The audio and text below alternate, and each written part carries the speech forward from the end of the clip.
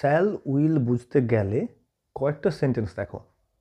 বললাম যে সে আজ আসবে, সে আজ বাড়ি আসবে, কি আমি আজ স্কুল যাব, কি কলেজ যাব।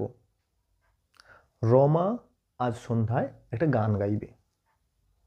এই যে কয়েকটা সেন্টেন্স বললাম যে সে আজ বাড়ি আসবে, ট্রান্সলেট করলে কেমন হবে? He will come home today.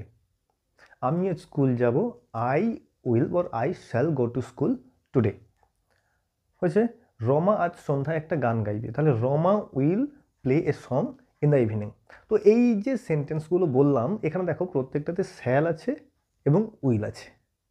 এই টেন্সগুলো আসলে কি? আসলে বোঝাচ্ছে, মানে এই যে কাজগুলোর কথা বললাম, এগুলো আসলে বোঝাচ্ছে কি তোমার ভবিষ্যতে কোনো একটা কাজ হবে এমন জিনিসটা বোঝাচ্ছে।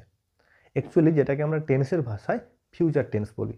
অর্থাৎ সাধারণভাবে কোনো একটা কাজ হবে, বা সে আসবে, আমি যাব, বা সে গাইবে, এই যে সাধারণভাবে কোনো কাজ করা বোঝাচ্ছে ভবিষ্যতে হবে, এই ধরনের কাজগুলোকে তো সাধারণ কাজ বোঝাচ্ছে ভবিষ্যতে। তো সাধারণ বর্তমান, সিম্পল ইনডিফিনাইট বা সিম্পল ফিউচার বলবো, ফিউচার ইনডিফিনাইট বা সিম্পল ফিউচার বলবো।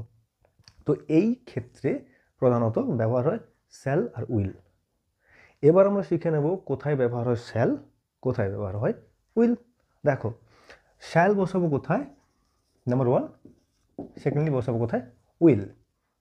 প্রথমত নিয়ম অনুসারে ফার্স্ট পার্সনের ক্ষেত্রে বসবে শ্যাল, ফার্স্ট পার্সন। আচ্ছা, ফার্স্ট পার্সন বলতে কি কি হবে? ফার্স্ট পার্সন বলতে বেসিক্যালি হবে আই আর উই। মানে কি? I shall, we shall. I shall go to market, we shall play football in the ground in the afternoon.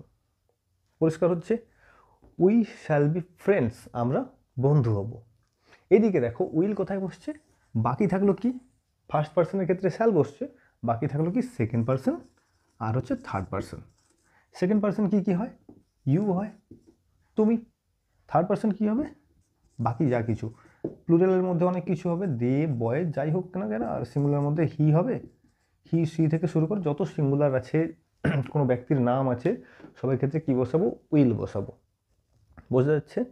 যেমন ধরো বললাম যে রবি একটা কবিতা লিখবে, রবি একটা কবিতা লিখবে। রবি আমার কোন পার্সন? থার্ড পার্সন, এবং সিঙ্গুলার নাম্বার হচ্ছে।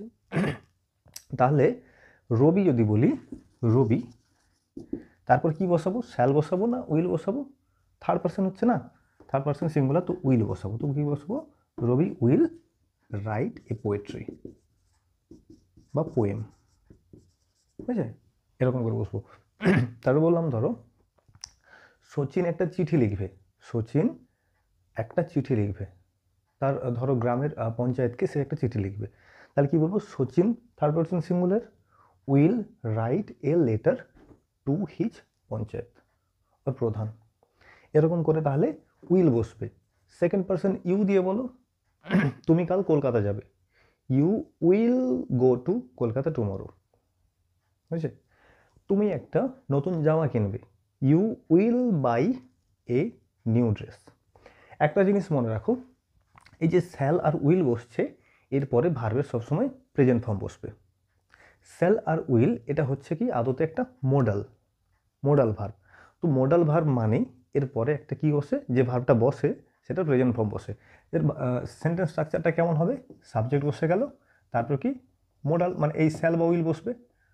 বললাম শ্যাল বা উইল, শ্যাল বা উইল ভার্বের ফার্স্ট ফর্ম, প্রেজেন্ট ফর্মটা।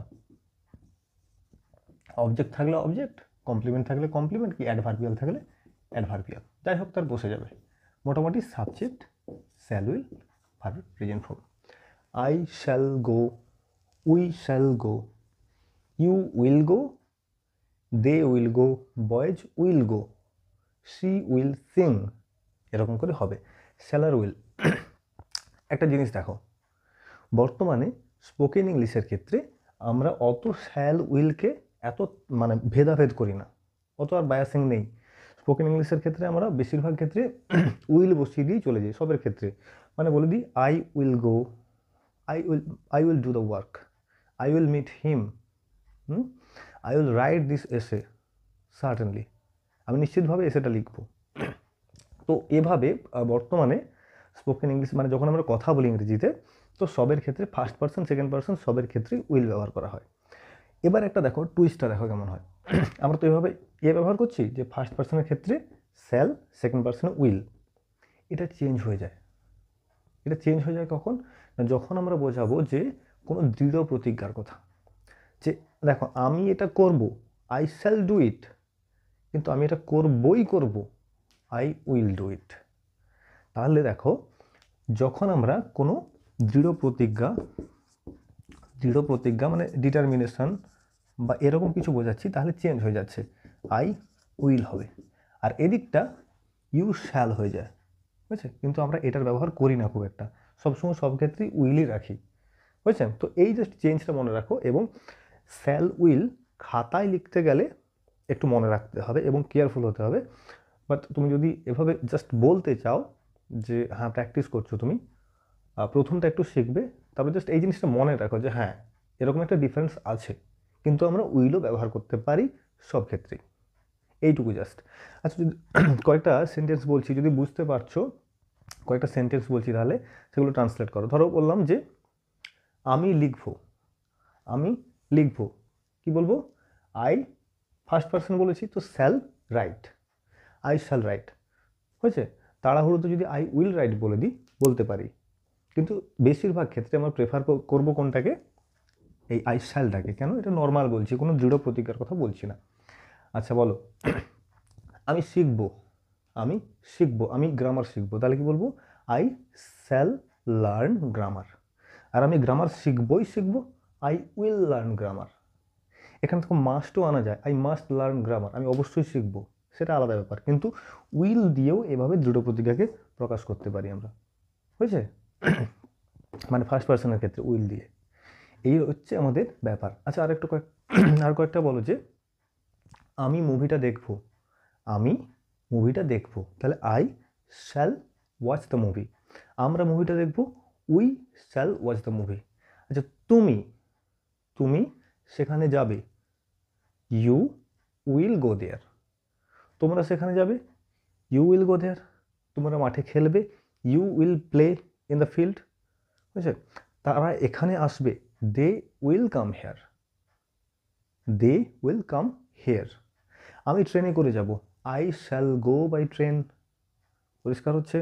আচ্ছা আমি ধরো বললাম পরের মাসে কোথাও বেড়াতে যাব, তাহলে আই শ্যাল গো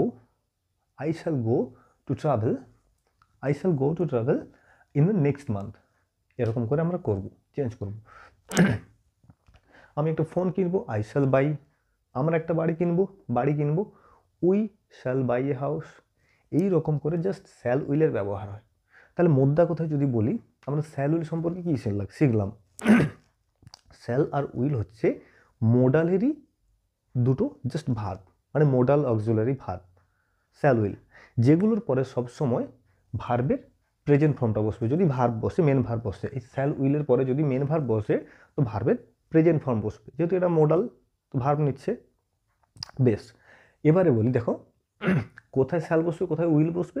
না বেসিক্যালি আই, উই, শ্যাল নিচ্ছে এবং উইল নিচ্ছে বাকি সব কিছু, ইউ, হি, সি, দে, ইট, কোনো ব্যক্তির নাম যে কিছু হোক না কেন, এটা উইল নিচ্ছে। বিশেষ ক্ষেত্রে কি দেখলাম? যে আমরা বলার ক্ষেত্রে আইয়ের সঙ্গে উইলও ব্যবহার করতে পারি। এই হচ্ছে মোদ্দা কথা, এটা বেশি কিছু নেই। মানে যে কঠিন বিশাল যে শ্যাল উইল নিয়ে গুলিয়ে যাবে এবং শিখতে পারবো না, আর কিছু নেই। শ্যাল উইল বেসিক্যালি ফিউচারে ব্যবহার করা হচ্ছে, আর এই কটা হচ্ছে তার ফিচার্স, আর কিছু নেই। এবার তোমাদের কাজ হবে কি, যে তোমরা প্র্যাকটিস করো, শুধু নিজেরা বলা শুরু করো, বলতে বলতে দেখবে এগুলো সম্পর্কে মানে আরও তোমাদের মানে ফ্লুয়েন্সি চলে আসবে এতে আর কি। তো চেষ্টা করো এভাবে। আর পরের ক্লাসেই দেখা হচ্ছে শুড এবং অট টু নিয়ে ক্লাস একটা করবো পরের ক্লাসটা। তো দেখতে থাকো এবং সাপোর্টে থাকো। থ্যাংক ইউ সো মাচ, এবং শিখতে থাকো অবশ্যই। চলো পরের ভিডিওতে দেখা হচ্ছে।